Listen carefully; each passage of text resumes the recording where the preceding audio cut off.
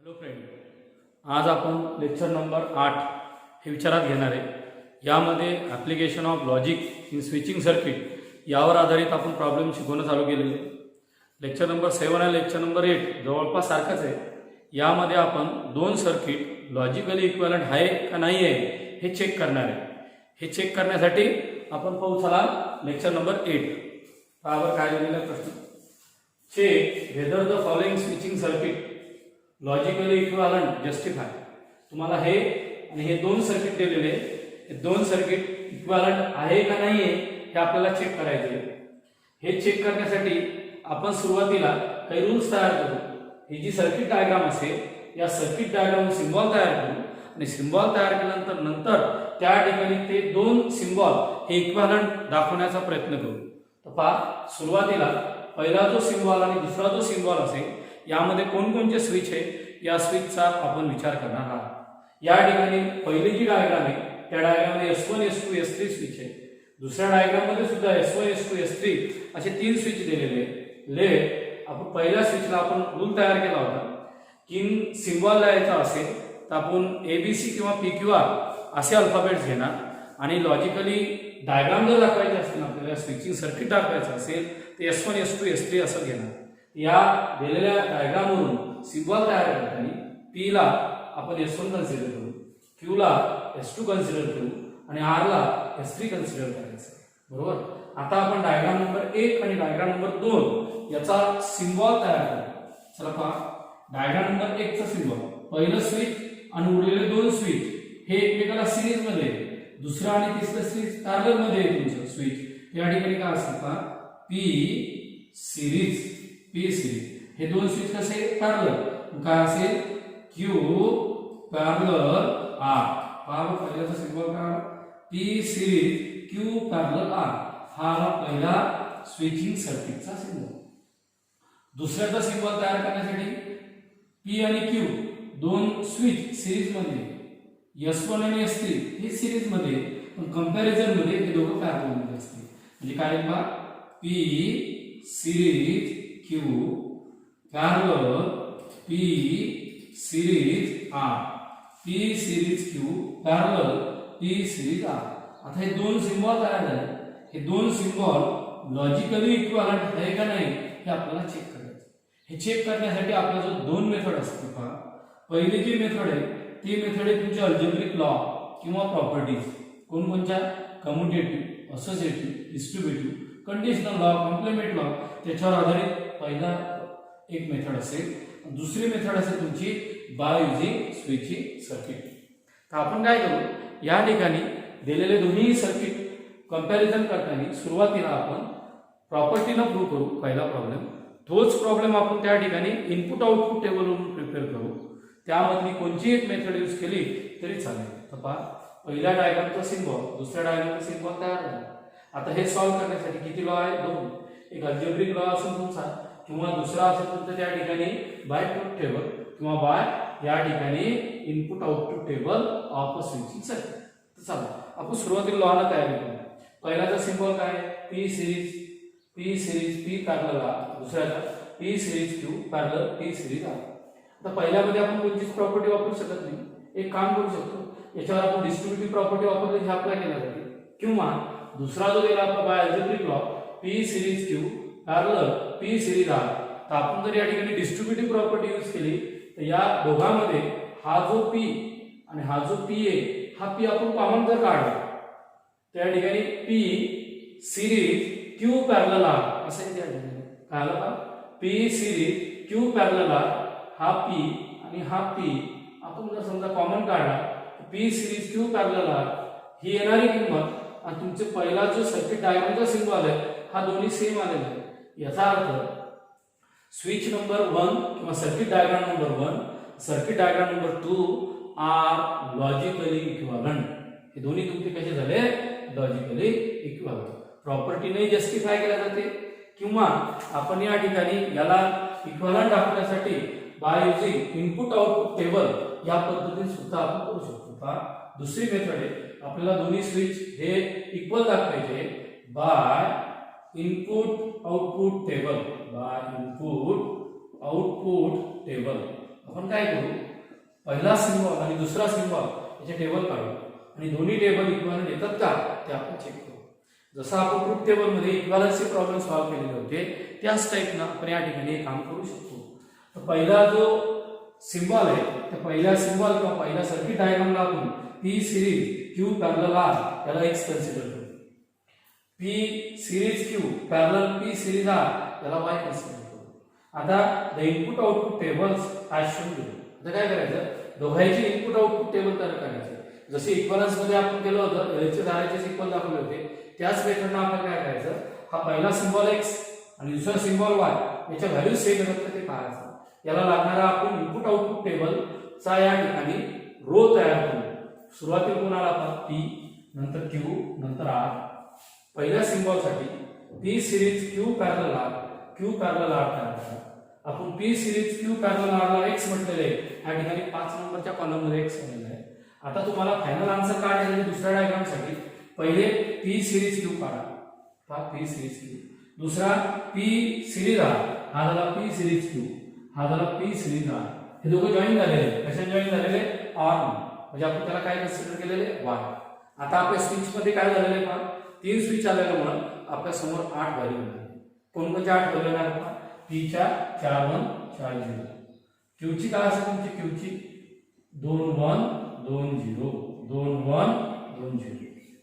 R ची काय value असेल तुमची 1 0 1, आर ची व्हॅल्यू 1 0 1 0 1 0 1 0 1 0 1 0 अल्टरनेट.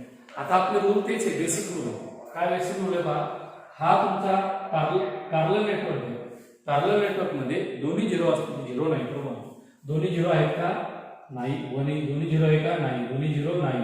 दोन्ही 0 आहेत, दोन्ही 0 नाही, दोन्ही 0 नाही, दोन्ही 0 नाही, दोन्ही 0 आहे. केअरफुली तुम्हाला लिहायचं असेल या ठिकाणी, काळजीपूर्वक लिहा. हा जर तुमचा कॉलम चुकला तर पुढे तुम्हाला मार्क पडणार नाही. पहा दुसरा एक्स आला. एक्स मध्ये कोण कोण आहे, ही सिरीज क्यू पॅरलल आर, ही टर्म आणि ही टर्म ही सिरीजने जॉईन झालेली. कशाने जॉईन झालेली, सिरीज. सिरीज कोणासारखे आपल्या ट्रूथ टेबल मध्ये अँड सारखे. त्यामध्ये दोन्ही टी असेल तर टी नाही तर एफ. यामध्ये दोन्ही 1 असेल तर 1 नाही तर 0. दोन्ही 1 दोन्ही 1 दोन्ही 1 केअरफुली. दोन्ही 1 नाही 1 नाही, दोन्ही 1 नाही, दोन्ही 1 नाही, दोन्ही 1. रिमेनिंग काय आहे तुमचे 0. रिमेनिंग काय आहे तुमचे 0. आता आपल्याला पी सिरीज क्यू काढायचा आहे, पहिला आणि दुसरा. दोन्ही 1 असेल तर 1 नाही तर 0. पहिला 1 असेल, दुसरा ऑब्झर्व करायचं 1 आला. तिसरा काय आला तुमचा 0 0 0 0 0 0. रिमेनिंग पूर्ण 6 टर्म हे 0 आलेले आहे. आता तुम्ही पी सिरीज आर तयार करा. पहिले काय करायचं, मनातल्या मनात तयार करायचं, नंतर फिलअप करायचं. 1 असेल या ठिकाणी, इथं तुमचा 1 असेल, P series R, P series R. पहिला 1, दुसरा तुमचा 0 पी सिरीज आर, तिसरा 1, चौथा पाहून घ्या 0 0 0 0 0. रिमेनिंग पूर्ण टर्म तुमच्या 0 येणार. आता तुम्हाला वाय तयार करायचं आहे. वाय तयार करण्यासाठी पहा, P series Q P series R दोन्ही पॅरलल कंडिशन मध्ये. पॅरललची कंडिशन वाय रिप्रेझेंट करून राहिला पॅरलल कंडिशन मध्ये. पॅरलल कंडिशन मध्ये काय असेल, दोन्ही 0 असतील तर 0 नाही तर 1. इथं दोन्ही 0 नाही, दोन्ही 0 नाही, दोन्ही 0 आहे. रिमेनिंग टर्म पूर्ण 0 आला. आता तुम्ही ऑब्झर्व करा, कॉलम नंबर 5 आणि कॉलम नंबर 8. कॉलम नंबर 5 च्या पहिल्या 3 एंट्री 1 आहे, रिमेनिंग 5 एंट्री तुमच्या 0 आहे. कॉलम नंबर 8 मध्ये पहिल्या 3 एंट्री 1 आहे, रिमेनिंग एंट्री तुमच्या 0 आहे. याचा अर्थ काय झाला, column number 5 and 8 are identical. काय झालं पहा, तुमचा कॉलम नंबर 5 आणि 8 हा आयडेंटिकल आला. हा आयडेंटिकल आला याचा अर्थ काय झाला, दिलेले दोन्हीही तुमची सर्किट डायग्राम हे लॉजिकली इक्विव्हॅलेंट आहे. या ठिकाणी देअरफॉर पहिली सर्किट डायग्राम पहा, P series Q parallel R is equivalent to P series Q parallel P series R. म्हणजे दिलेल्या प्रॉब्लेम मध्ये दोन्हीही तुमची सर्किट डायग्राम लॉजिकली इक्विव्हॅलेंट आहे. आपण जस्टिफाय सुद्धा केलं. डबल एकदा पहा, प्रॉब्लेम नंबर 1 लेक्चर नंबर 8 मधला. पहिली जी तुमची डायग्राम दिसून राहिली आणि ही डायग्राम, दोन्ही डायग्राम लॉजिकली इक्विव्हॅलंट आहेत का नाही हे आपल्याला चेक करायचं. डिव्हिजन करतो आपण. पहिले सिम्बॉल आहे 1चा, 2चा सिम्बॉल आहे. ते तयार करण्यासाठी आपल्याला दोन रूल्स असतात. एक तुमची अल्जेब्रिक लॉची मेथड आणि दुसरी तुमची स्विचिंग सर्किटचं इनपुट आउटपुट टेबल. यापैकी कोणची एक मेथड घेतली तर काही प्रॉब्लेम येणार नाही, मार्क्स सारखेच पडतील. तुमच्या अल्जेब्रिक लॉ मध्ये एकदम कमी स्टेप लिहिणं पडतात, इनपुट आउटपुट टेबल मध्ये जास्त स्टेप लिहिणं पडतं. तर तुम्ही पहिला दुसरी डायग्राम घेतली, दुसऱ्या डायग्राम मध्ये कम्युटेटिव्ह लॉ अप्लाय केला, डिस्ट्रीब्युटिव्ह लॉ, पी कॉमन काढला आणि ही येणारी किंमत आणि पहिली किंमत तुमची सेम आली. Therefore both circuits are logically equivalent. इथंच हा प्रॉब्लेम संपलेला आहे. पण आपल्याला दुसरी एक मेथड शिकायची. मग त्या मेथडमध्ये आपण काय केलं, मेथड 2, बरोबर आहे. या मेथडमध्ये काय केलं तुम्ही, बाय इनपुट आउटपुट टेबल. तुम्ही या ठिकाणी इनपुट आउटपुट टेबल साठी पहिला सर्किट डायग्राम एक्स म्हटलं, दुसऱ्याला वाय म्हटलं. दोन्ही इनपुट आउटपुट टेबलचा तुम्ही टेबल कन्स्ट्रक्ट केला. आपण जनरल टेबल करतो तसा पी क्यू आर असल्यामुळे आपण 8 व्हॅल्यू घेतल्या. आणि ऑब्झर्वेशन मध्ये जसं जाणवलं कॉलम नंबर 5 आणि 8 आयडेंटिकल आहे. Therefore both circuits are logically equivalent. जर वेगळे आले असते तर आपण म्हटलं असतं both circuits are not logically equivalent. तुम्हाला असे 3 प्रॉब्लेम मध्ये दिलेले वर्कशीट मध्ये. त्यामधला दुसरा प्रॉब्लेम आपण डिस्कस करू. या ठिकाणी बी मध्ये पहा, तुम्हाला पहिली आणि दुसरी डायग्राम दिलेली. हे दोन्ही डायग्राम तुम्हाला लॉजिकली जस्टिफाय करायचं आहे. तुमच्याजवळ आहे मेथड, एक तुम्ही रूल अप्लाय करा किंवा ट्रूथ टेबल किंवा इनपुट आउटपुट टेबल तयार करा. पहिले मी याचा सिम्बॉल तयार करतो. चला पहा, यामध्ये तुम्ही एक सिम्बॉल तयार करायचा आहे. पहिले कन्सिडर केलेले तुमचा हा S1 P असेल, S2 हा तुमचा Q असेल, S3 हा तुमचा R असेल. तर पहिली जी डायग्राम आहे त्या पहिल्या डायग्रामचा सिम्बॉल आला P पॅरलल Q सिरीज. या ठिकाणी आलं P पॅरलल R. जी पहिली डायग्राम आहे त्या पहिल्या डायग्रामचा सिम्बॉल तयार झाला. दुसऱ्या डायग्रामचा सिम्बॉल असेल P parallel Q series R. आता जर तुम्ही या ठिकाणी पहिली आणि दुसरी डायग्राम जर घेतली, तुम्हाला जर दोन्ही डायग्रामचे इनपुट आउटपुट टेबल काढायचा असेल थोडा जास्त वेळ लागतो. तुमची जर प्रॉपर्टी पार्ट असेल त्या ठिकाणी डायरेक्ट तुम्ही P या ठिकाणी कॉमन काढा, R Q अँड R आहे. ती आलेली किंमत आणि आलेली किंमत लॉजिकली इक्विव्हॅलंट आहे. किंवा 2 नंबर तुम्ही डिस्ट्रीब्युटिव्ह प्रॉपर्टी अप्लाय करा, distributive law. Which law? Distributive. काय आलं का, P parallel Q series P parallel R. ही येणारी किंमत आणि ही येणारी किंमत सेम आली. देअरफॉर बोथ स्विचिंग सर्किट किंवा both diagrams are logically equivalent. कशाला तुमच्या त्या ठिकाणी लॉजिकली इक्विव्हॅलंट आहे. तर या ठिकाणी दोन्ही डायग्राम तुमच्या लॉजिकली इक्विव्हॅलंट आलेले आहे. अशी तुम्हाला 3 प्रॉब्लेम दिलेले आहे. कोणची एक मेथड यूज करा आणि दिलेला प्रॉब्लेम तुम्ही त्या ठिकाणी सॉल्व्ह करू शकता. आता आपण काय करणार आहे, construct the switching circuit of the following. तुम्हाला सिम्बॉल दिलेला असेल त्या सिम्बॉलवरून स्विचिंग सर्किटची डायग्राम तयार करायची. याचाच तुमचा अपोजिट प्रॉब्लेम तयार करू शकतो, सर्किट डायग्रामवरून सिम्बॉल तयार करणे. एक्झाम मध्ये हा प्रश्न सुद्धा तुम्हाला 3 मार्क विचारला जातो. आपण विचार करतो फक्त सिम्बॉलवरून सर्किट डायग्राम काढले 3 मार्क कसे असतील, पण या ठिकाणी असंच या प्रॉब्लेम सुद्धा 3 मार्क असतात. केअरफुली ऑब्झर्व करा. आपल्याला दिलेला प्रॉब्लेम तयार करण्यासाठी या ठिकाणी तुम्हाला हा सिम्बॉल दिलेला आहे. या सिम्बॉलवरून तुम्हाला या ठिकाणी सर्किट डायग्राम तयार करायचा. नियम तोच, सर्किट डायग्राम मध्ये सर्किट डायग्राम कसं करतात, S1 S2 घ्या आणि सिम्बॉल तयार करण्यासाठी PQ R.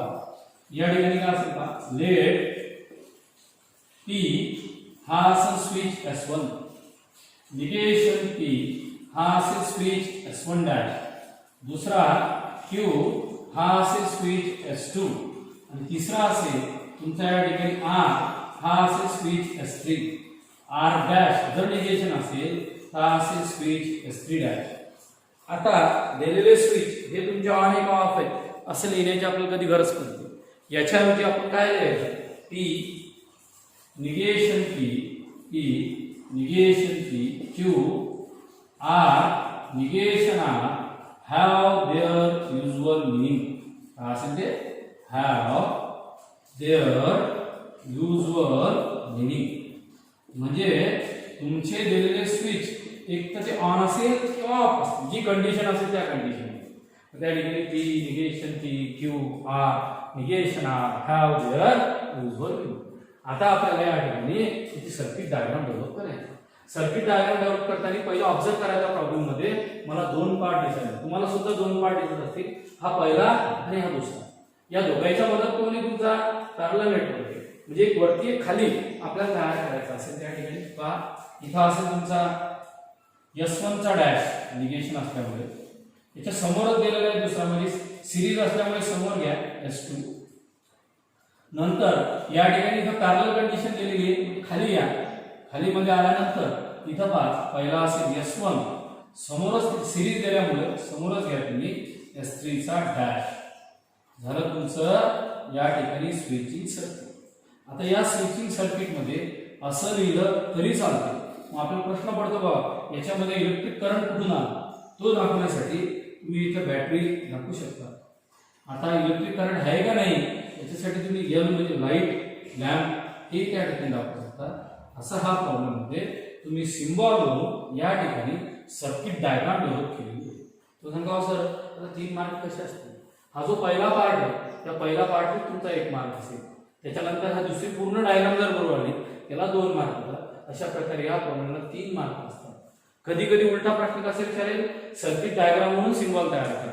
त्या पद्धत सुद्धा आपल्याला याच पद्धतीने काम करायचे. पहिला प्रॉब्लेम तुम्हाला समजला असेल. दुसरा प्रॉब्लेम दुसरा प्रॉब्लेम थोडा याच्यापेक्षा मोठा असेल साईजने. पहिला आणि दुसरी डायग्राम दोघांना ऑरनं जोडलेले आहे. यामधले पहिले जेवढे जेवढे स्विच आहे ते लक्षात घ्या. माझ्यामध्ये इथं पी क्यू आर आणि निगेशन आर असे दिलेले आहे. तर पहिले कन्सिडर करा आन्सर पेपरमध्ये. Let P is switch S1, Q switch S2, R switch S3. Negation असेल तर काय द्या, निगेशन Q म्हणजे S2 चा डॅश, निगेशन P म्हणजे S1 चा डॅश आणि निगेशन R असेल तर रिप्रेझेंट करा. नसेल तर रिप्रेझेंट केलं नाही केलं तरी चालते. निगेशन Q या ठिकाणी S2, निगेशन R हा झाला S3. आता या ठिकाणी P negation P Q negation Q negation Q R have their usual meaning, म्हणजेच त्या ठिकाणी ऑन किंवा ऑफच्या कंडिशन. आता तुम्हाला डायग्राम तयार करायची, कन्स्ट्रक्शन करायचं. कन्स्ट्रक्शन तयार करताना पहिल्या 2 गोष्टीचा आपण विचार करा. हे नेटवर्क आणि हे नेटवर्क एकमेकांना पॅरलल आहे. आपण वरचा नेटवर्क डेव्हलप करू. या ठिकाणी आला S1 सिरीज S2. तुमचा सिरीजचा सिम्बॉल आला तर समोर येईल असं एकाच्या समोर, आणि पॅरलल म्हणजे व्ही सारखा आला तर असा येईल या टाईपचा. इकडे पण या ठिकाणी हे 2 तयार झाले. आता याच्या खाली तुम्हाला पॅरलल नेटवर्क तयार करायचे.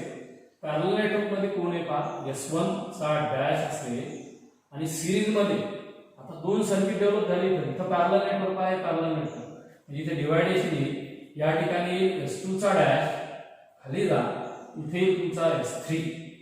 अशी तुमची ही सर्किट डायग्राम डेव्हलप झालेली असेल. आता या सर्किट डायग्राम मध्ये तुम्हाला इनपुट आउटपुट टेबल जर दाखवायचं असेल किंवा या ठिकाणी तुम्हाला जर इलेक्ट्रिक करंट दाखवायचा असेल, बॅटरी किंवा लाईट रिप्रेझेंट करू शकता. तो नाही केला तरी चालते, यालाही पूर्ण मार्क पडते.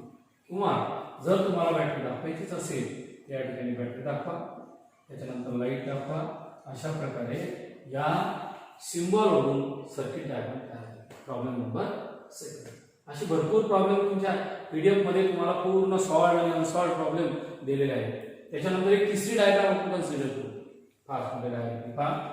हा P S1 Q S2 R S3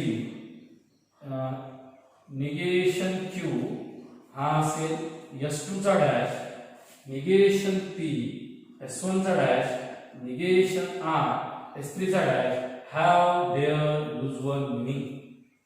आता पहा सर्किटले भारी तयार झालेले. पहिला दुसरा तिसरा आपल्या डोळ्याला दिसते.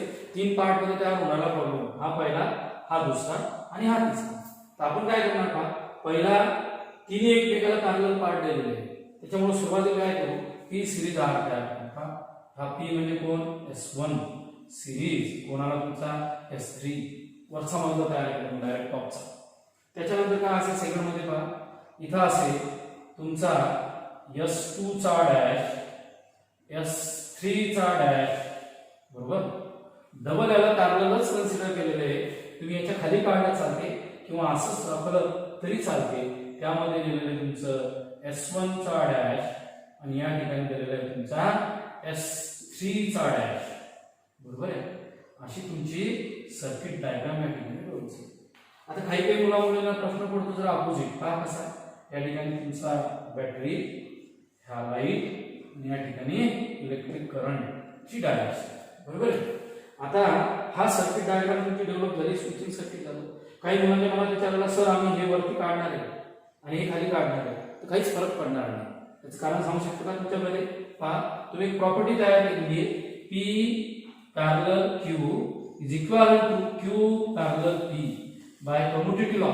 तुम्ही रिअरेंजमेंट जर अपोजिट केली तरी त्याचे इनपुट आउटपुट टेबल मध्ये फरक पडत नाही. काही मुलांनी जर समजा हे वरती घेतलं आणि सर्किट डायग्राम खाली घेतली तरी त्याचा इनपुट आउटपुट टेबल सेम.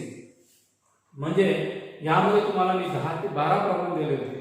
त्या 10 ते 12 प्रॉब्लेम मध्ये तुम्हाला काय करायचं होतं, फक्त त्या ठिकाणी जे सिम्बॉल दिलेले असतील त्या सिम्बॉलवरून सर्किट डायग्राम डेव्हलप करायचा. आता तुम्ही असाही प्रश्न तयार करू शकता स्वतः की सर्किट डायग्रामवरून सिम्बॉल तयार करणे. दोन्ही पद्धती केल्या. सिम्बॉल तयार करताना गोष्ट लक्षात ठेवायची, राऊंड ब्रॅकेट आणि स्क्वेअर ब्रॅकेट केव्हा टाकायचा. मॅथमध्ये त्याला सुद्धा त्या ठिकाणी मार्क असतात. आता एक नवीन प्रश्न तयार केलेला आहे आजच्या पिरियडमधला शेवटचा प्रश्न आहे तुमचा. Give alternate arrangement from the following circuit so that new circuit has minimum switches. त्याचं असं म्हणणं आहे या ठिकाणी तुम्हाला जो प्रॉब्लेम नंबर 1 दिलेला आहे त्या प्रॉब्लेम नंबर 1 मध्ये तुम्हाला या स्विचिंग सर्किटला सिम्प्लिफाय करायचं आणि सिम्प्लिफाय केल्यानंतर मिनिमम स्विच तयार होतात हे तुम्हाला दाखवायचं आहे. हे दाखवण्यासाठी तुमच्याजवळ स्ट्रॉंगली तुमचे अल्जेब्रिक लॉ किंवा प्रॉपर्टीज माहीत असल्या पाहिजे. ह्या प्रॉपर्टीज जर माहीत असेल तर तुम्हाला फास्टमध्ये सांगतो. चला रिव्हिजन करा बरं. प्रॉपर्टीजमध्ये पहिली property commutative, associative, distributive, complement law, identity law याचं मॅक्झिमम आपल्याला काम करतं. रेअरर केसमध्ये आपल्याला त्या ठिकाणी कंडिशनल लॉचं काम करते. बरोबर. कंडिशनल लॉमध्ये P इम्प्लाइज Q आणि P डबल इम्प्लाइज Q. अजून यामध्ये डी मॉर्गन्स लॉ असतो. म्हणजे आपण काय करणार, डबल या ठिकाणी जी सर्किट डायग्राम दिलेली आहे आता सांगितलं तुम्ही या सर्किट डायग्राम पहिले सिम्बॉल तयार करा. कसा तयार करायचा पहा. लेट P हे झालं स्विच S1, Q हे झालं तुमचं स्विच S2, निगेशन Q हे झालं तुमचं स्विच S2 चा डॅश. बरोबर. आता काय करतात याचं तुम्ही सिम्बॉल तयार करा. सुरुवातीला ती स्टेटमेंट आवर्जून लिहा. P Q negation Q have their usual meaning. शक्यतो यामध्ये येणाऱ्या प्रॉपर्टी त्याच commutative, associative, distributive, complement law आणि identity law, De Morgan's law याच्यावर आधारित राहणार. आता symbol for given circuit diagram. Symbol for given circuit diagram दिलेल्या तुमच्या सर्किट डायग्रामचा सिम्बॉल काय आला तो चेक करा. पहिला जो स्विच आहे तो P आला, त्याला पॅरलल मध्ये आला. तर पॅरललला आपण काय म्हणतो लॉजिकली सगळी सारखा आला तिथं V आहे. आता खाली पहा तुमचा S2 आणि S2 चा डॅश आहे तो एकमेकाच्या समोर आलेले रेल्वेच्या डब्यासारखे. त्याला तुम्ही काय म्हटलं सिरीज. मी इथे काय घेतलं तुम्ही माहिती Q सिरीज निगेशन Q. पहा P parallel Q series negation Q. पूर्ण प्रॉब्लेमची अल्टरनेट अरेंजमेंट तयार करण्यासाठी सिम्बॉल बरोबर येणं गरजेचं आहे. आता इथे तुमचा सिम्बॉल बरोबर give alternate arrangement from the following circuit so that new circuit has minimum switches. सुरुवातीला तुमच्या सर्किट डायग्राममध्ये सिम्बॉल तयार केला. आता लॉच्या मदतीने अल्जेब्राचे लॉ किंवा तुम्ही प्रॉपर्टीज म्हणता त्याच्या मदतीने तुम्हाला सिम्प्लिफाईड करायचं आहे. मी इथं लिहायचं but P parallel Q series negation Q. Property आपण डेव्हलप करू शकतो. प्रॉब्लेम नको. आपण बोलतो बऱ्याच वेळेस सगळ्याला गणित बोलते. बऱ्याच जणांना माझ्या वाटते गणित कसं बोलेल, पण तुम्हाला जर त्या ठिकाणी एकदम कॉन्सन्ट्रेशन पाहिलं तर आपोआप तुम्हाला गणित बोलल्यासारखं दिसतं. हे बघा P parallel Q series negation Q. आता यामधलं ऍक्टिव्ह एंड कोणची प्रॉपर्टी लावायची आपल्याला, कशी अप्लाय करायची हे आपल्याला समजलं पाहिजे या ठिकाणी. हे बघा इथून जर मी प्रॉपर्टी तयार केली तर तिथं तुमची डिस्ट्रीब्युटिव्ह प्रॉपर्टी तयार होते. आणि जर याचं Q अँड निगेशन Q कुठं पाहिलं तर तुम्हाला डायरेक्ट त्या ठिकाणी कॉम्प्लिमेंट लॉ दिसून जाईल. कॉम्प्लिमेंट लॉ कोणचा P और निगेशन P वाला. पहा P और निगेशन P हा तुमचा टी आला होता, दुसरा कोणता होता पी अँड निगेशन पी हा तुमचा एफ आला होता. म्हणजे या ठिकाणी क्यू अँड निगेशन क्यू याच्या जागी आपण एफ लिहू शकतो. इथं रिझन लिहिणं नेसेसरी नाही, तुम्ही लॉ किंवा असंही लिहिलं की पी अँड निगेशन पी हा काय असतो तुमचा एफ, त्याला कॉम्प्लिमेंट लॉ असं म्हणतात. तुमचा लॉ म्हणतात कॉम्प्लिमेंट लॉ. हा चला आता तुम्हाला मी लॉचा एक नियम सांगितला होता, ज्या ज्यामध्ये टी किंवा एफ आला त्याला आयडेंटिटी लॉ म्हणायचं. कोणचा लॉ म्हणायचं आयडेंटिटी लॉ. 5 नंबरमध्ये गेलो होतो आपण टेबलमध्ये. माझे इथं पी ऑर एफ आलेलं, पी पॅरलल एफ आल्यानंतर आता आयडेंटिटी लॉ कोणचा आहे पहा तुमचा. पहिला आयडेंटिटी लॉ तयार करू. पी ऑर एफ असेल त्याची किंमत पीच आहे. म्हणजे इथे पी ऑर एफ असेल ते व्हॅल्यू किती येणार पी. याच्या पुढे याला सिम्प्लिफाईड करू शकत नाही आपण. याचा अर्थ काय झाला therefore P parallel Q series negation Q is equivalent to P. म्हणजेच तुम्हाला जे स्विचिंग सर्किट किंवा जी डायग्राम दिली त्याच्यापासून येणारं इनपुट आउटपुट आणि फक्त पी पासून येणारं इनपुट आउटपुट हे सेम येणार. असाच प्रॉब्लेम आपण अगोदर सुद्धा शिकलेला आहे. त्या ठिकाणी दोन्ही इनपुट आउटपुट तुमचे सेम आले. आपल्याला सांगत होतं त्यानं so that new circuit has minimum switches. आपल्या पहिल्या डायग्राम मध्ये 3 स्विच आले होते. आता आपण सिम्प्लिफाय केल्यानंतर एकच स्विच आले आहे. म्हणजे आपण त्याला मिनिमम स्विचेस मध्ये कन्वर्ट केलं. याची डायग्राम सुद्धा आपण डेव्हलप करू शकतो. कशी लेट याला पी काय तुमचा यस बरोबर एकच टर्म आहे. त्याच्यामुळे या ठिकाणी यस दाखवा, इथे तुमचा इनपुट आउटपुट दाखवा, इथे बॅटरी आणि लाईट जोडा आणि ही रिअरेंजमेंट असेल. म्हणजेच याच्यापासून भेटणारा इनपुट आउटपुट याच्यापासून भेटणारा इनपुट आउटपुट कसा असेल सेम. आपण उद्याच्या पिरियडमध्ये याच्यावर आधारित प्रॉब्लेम शिकणार आहे. याच्या आधारित आपण 5 ते 6 प्रॉब्लेम तयार करणार आहे. त्याच्यानंतर अजून एक पिरियड असेल, त्या ठिकाणी आपण पूर्ण चॅप्टर संपेल. तर या ठिकाणी पहा आपण बाय प्रॉपर्टीच्या मदतीनं दिलेल्या सर्किट डायग्रामला सिम्प्लिफाईड केलं आणि सिम्प्लिफाईड केल्यानंतर पहिल्या सर्किट डायग्राम मध्ये आणि तयार होणाऱ्या सर्किट डायग्राम मध्ये मिनिमम स्विचेस तयार झाले.